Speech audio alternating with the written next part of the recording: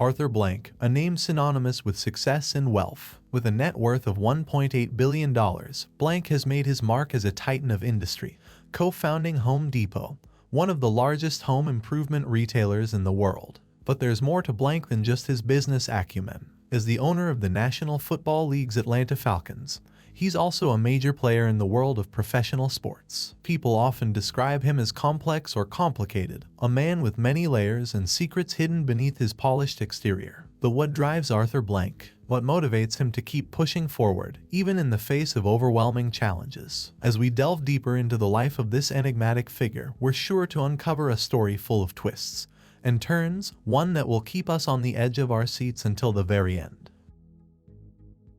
Necessity isn't just the mother of invention, it can also fuel the fire of ambition. For Atlanta Falcons owner and Home Depot co-founder Arthur Blank, growing up in a family of modest means, coupled with a deeply competitive nature, instilled the drive to succeed and continues to compel his personal and professional pursuits. Blank grew up in Queens, New York, where he, his older brother Michael, and parents lived in a one-bedroom apartment. His dad Max was a pharmacist who ran a small mail-order pharmaceutical company, Sherry Pharmaceutical, which sold directly to hospitals, doctors, and nursing homes across the United States. I have such fond memories of my father, Blank says. My dad was a very kind person. You couldn't help but notice how everybody liked being with Max Blank. He was just an easy person to be around, and while he worked hard, he was always available to play ball or do whatever I asked.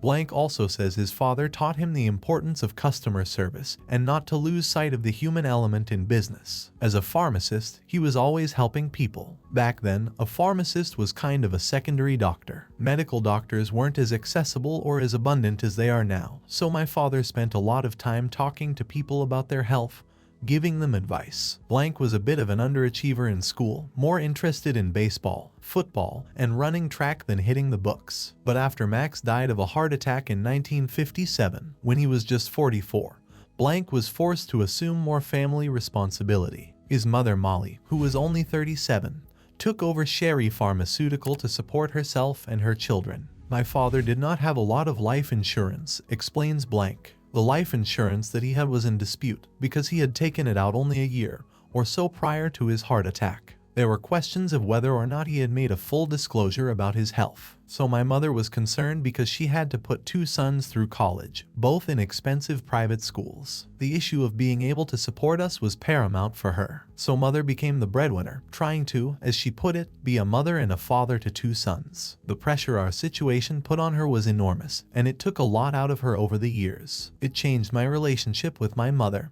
who is a very remarkable woman. Despite having no previous business experience, Molly built Sherry Pharmaceutical into a multi-million-dollar enterprise. Her resolve and work ethic inspired Blank, as did his father's untimely death.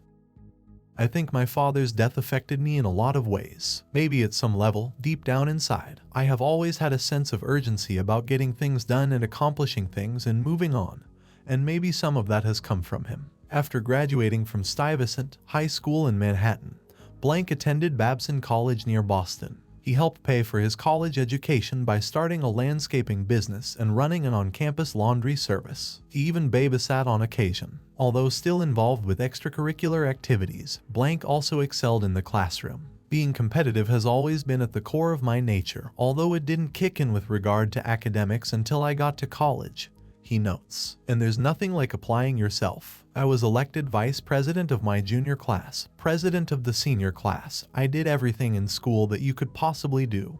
Plus I was a straight-A student and made the dean's list.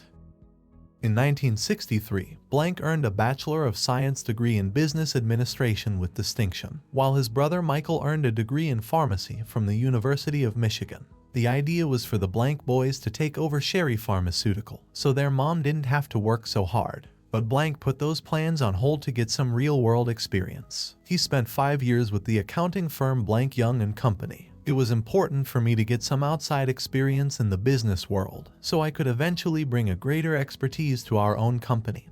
Blank says, I was on the verge of becoming an audit manager in 1968 when I chose to join the family business instead. The company was doing well and was a true family affair with Blank's uncle and a cousin also involved. so blank started working at Sherry Pharmaceutical with the highest of expectations. The reality was not as rosy. It was very different from what I had expected after all those years, blank admits. I enjoyed my work when I was there. I worked very hard, very long hours. But it was not a growth situation from a professional standpoint. He also discovered the downside of a family business, the family. It was hard for me to work with my brother and my mother. If you have a family where all members can work together, that is wonderful. But it doesn't often happen, and it didn't happen in our situation. I love my mother, I love my brother, but we were not meant to work together every day. And I think mother finally saw that, too. Molly sold the company to the Dalen Corporation on June 1, 1968. When my father died in 1957, it was a very small business. By the time she sold it, my mother had built the company up to several $1 million in volume. With his mother financially secure, blank turned his attention on furthering his own career.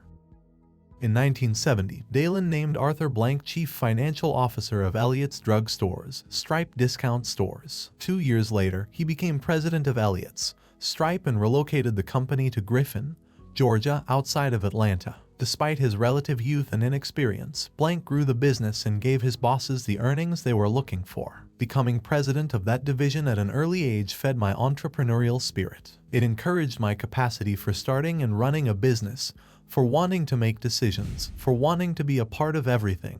Blank says, in 1974, they sold off Blank's division. A business associate named Bernie Marcus offered him a job at Handy Dan as corporate controller. It was the beginning of a beautiful and prosperous friendship. Handy Dan was one of the first home improvement retailer chains. Blank, vice president of finance, and Bernie, who was chief executive officer, helped build the company to more than $155 million in sales by 1978. So they were caught off guard when they were both fired. We were running the most successful home improvement company in the country at that time, Blank recalls. So when we got fired during what was supposed to be a 5-year budget meeting, we were both shocked. I was only 37 at the time, Bernie was 50. We both had opportunities to stay in corporate America and work for other companies, but we both had a lot of self-confidence. We were also fortunate enough to have a good financial backer. Writing down notes on the back of a napkin, Blank and Marcus developed the idea that would become Home Depot. The irony is that Blank is not exactly handy around the house. I never had the opportunity to be handy because I was raised in an apartment. I was always out in the street, playing ball,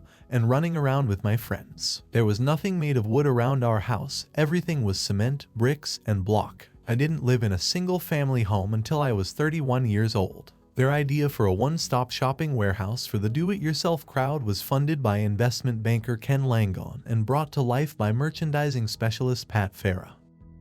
The first 2 Home Depot stores opened on June 22, 1979, in Atlanta, Georgia. Looking back, I would say that it was definitely a defining moment for my life, says Blank, because it gave me and my partner the chance to live certain values that we felt because of our family backgrounds, upbringings, and religious orientation that were important to us in terms of making a difference in other people's lives. In the case of Home Depot, it is the lives of our customers, our associates, and, of course, our investors. Looking back over the last 30-odd years, and you think of the number of families we have been able to support since they sent their kids to a college education, or took care of parents that were aging or sick, or had a second home, or just lived an enhanced life. Their quality of life and their family, to know that you were part of that and supportive of that, it's wonderful. And just like his father before him, Blank was all about customer service. His philosophy of customer service, whatever it takes, means cultivating a relationship with customers. At the end of the day, he says, we're in the people business. Blank retired from Home Depot in 2000. 2 years later, he bought the National Football League's Atlanta Falcons and became its president, CEO, and chairman. I love competition, I love to win, and I was constantly frustrated as a season ticket holder about the Falcons and the experience. He explains, the Falcons, in 42 years, never had back-to-back winning seasons, which is kind of unbelievable. My view was that I could sit in the sidelines the next 30 or 40 years of my life and complain, or I could try to buy it, be part of the process, and fix it.